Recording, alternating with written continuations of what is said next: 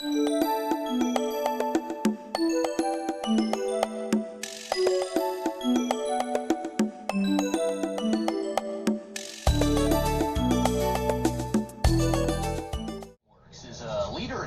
plating, metal finishing industry as well. Christina Venzel's in for Brian, getting a look at all the different things that they do out there. Pretty cool to check this out behind the scenes, huh?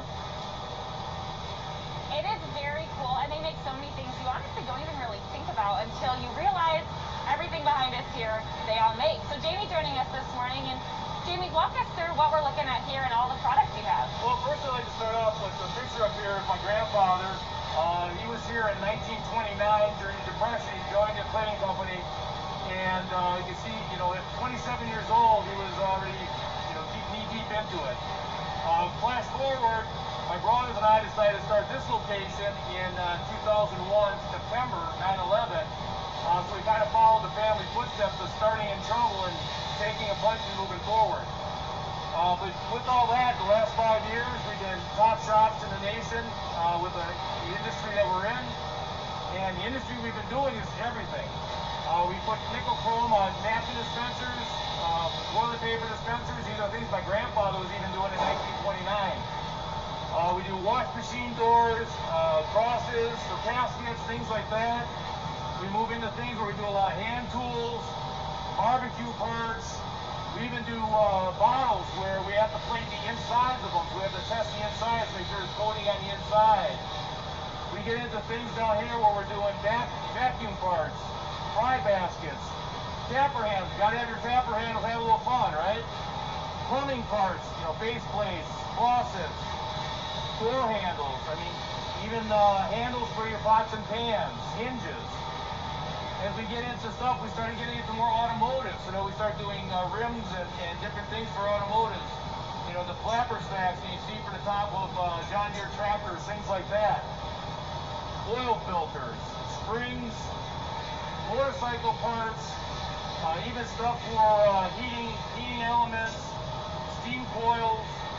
You name it, we're pretty much in it. Even down on the bottom here, you see the furniture options. Table legs, different bases for tables. We even came up with a satin finish to give you a stainless steel look. Kind of gives you a brushed stainless look. And even into some of the stuff that we do that's bigger, we do stuff for fire trucks.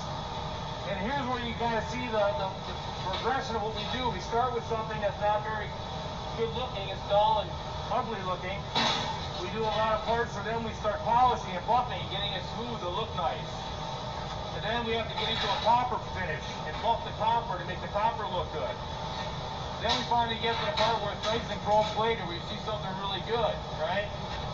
And then we get to the part where we added value. We start putting it in additional areas. Very cool. Well, Jamie, thank you so much for walking through all that. And there's still plenty more to show you guys. We'll have that coming up a little bit later. Required to create decorative nickel and chrome plated parts. I'm not the expert, as you can tell from me trying to read that. Christina Venzel's, though, is with the expert. She's at the lab at Reliable Plating Works to see how science plays a big part in this. Do you have much of a science background, Christina? Are you the expert we're missing? Absolutely not. I have no science knowledge at all, so I'm learning a lot today, and that is why Jeff is joining us to tell us all about the science that does go behind plating. So, Jeff, what do you do here? I'm the VP of Quality. I oversee not only the quality system, but all the tanks. There's over 100 tanks here. And I oversee the lab, which obviously we're in now. And we run approximately 250 tests a day. Wow.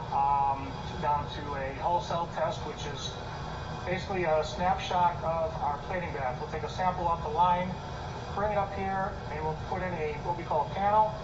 We'll put a scratch pattern in it to simulate our polishing. And in 10 minutes, it gives us a really good picture of, how bright we are, how leveled we are, do we see any problems, and we can make adjustments up here, as opposed to just testing and throwing something in our big bath. We do it here first. I have Karen, my lab manager up here, who does a lot of the testing. Along with the 250 tests, one of them, we have an atomic absorption unit here, AA. We use this to measure the metals down to parts per million in our baths, in our waste treatment system. It's very important for our waste treatment. Everything we do here is tested rigorously to make sure that we're below the city limits before anything gets discharged. If it doesn't meet spec, it goes through the system again. This is crucial not only to our environmental purposes, but to our plating purposes as well. And along with, pH testing, we have titrations, we have thickness testing, we have an X-ray unit. There's really not a lot that we can't do in this lab. Are there any dangers you guys face in here, or is it all somewhat safe? It's very safe. I don't think we've had any accidents in the lab. Nothing at all. I mean, Karen's very safe. Everybody's safe up here. The acids we're very careful with. We're very careful up here. Well, Jeff, thank you so much for showing us all this process. Like I said, no knowledge really in the science area. So, Carl, I hope maybe you learned something. A lot that goes in, I should say, to plating and finishing parts. And we're learning all about this. If you're not an expert, you might be by now, because Christina Benzels is taking us behind the scenes looking at reliable plating works in Milwaukee. Good morning. That's right, and this is where that plating actually takes place. Jamie joining us this morning. And Jamie, what can you tell us about what these tanks are doing and the process here? Well, this line is an automated nickel and chrome plating line. So what happens here is the parts will be wrapped up, they're loaded into the machine, and the first tank they're going to see is this caustic tank. It's a hot caustic tank with reverse current going to it. The reverse current's there to help pull some of the impurities away from the metal and get them off of the parts and get a better surface to plate to. So once it comes out of the reverse planer, it's going to rinse because you want to get some of that chemistry off of the part, and then it'll go into an acid tank. The acid tank here is a mild acid. It's there to get some of the carbon and other impurities off the part as well. So it'll rinse that part off with that chemistry on it. Do some more rinsing coming out of there. Again, now the nickel tanks are a low pH, so you don't want to go with a high pH part. So there's a low pH coming out of this last rinse, it'll go into the nickel tank. And there we can do multiple nickels. We can do a single layer nickel, a double layer nickel, triple layer nickel. We can do a bright nickel, we can do a satin nickel. And it all depends on what kind of corrosion protection you need or what the life of the part is going to need to be. So once it goes through all that nickel plating, which is going to take anywhere up to 45 minutes, 50 minutes, depending on the cycle, once it gets done with that, we're going to have to rinse it again, because nickel's a contaminant for the chrome process. So it's going to rinse a couple times here, and then we're going to come down to this area, where this part is here. It's coming out of a chrome pre-dip. And the pre-dip's there to take any of the impurities from the nickel process off of the part prior to going into the chrome tank here. So now in this chrome tank, where it plated 45 minutes in nickel, it's only going to plate 1.5 to 2 minutes in the chrome, and the chrome is a very thin coating. So it's going to plate in the chrome tank, it'll come up, and then you see a series of rinse tanks. So now we're just going to rinse, we're going to rinse, we're going to rinse, we're going to rinse to get all the chrome solution off of the part, and then we're going to go into a blow-off area at the end. And that blow-off area is there to get any of the liquid off the parts. When the people are handling it for inspection, they're not dealing with a wet part. And I think one thing, I guess I didn't realize that this is all automated. Right, so the automation is the key. In the old days, people would basically take rack by rack and hand dip them in all these parts. They'd be wearing aprons and all kinds of things. But the nice thing about an automated line, the operator stays down on the floor, stays away from where we're at here, and he's able to run the whole plating line from a distance. Wow. But we also have automated heat controllers, automated pH controllers. Everything up here is automated, so that when the part comes up here, the customer knows he's going to get the same quality each and every time the part goes through. Well, Jamie, thank you so much for walking us through this. Such a cool process. We'll send it back to you guys in the studio. Microbial finishes. Christina is getting the lowdown.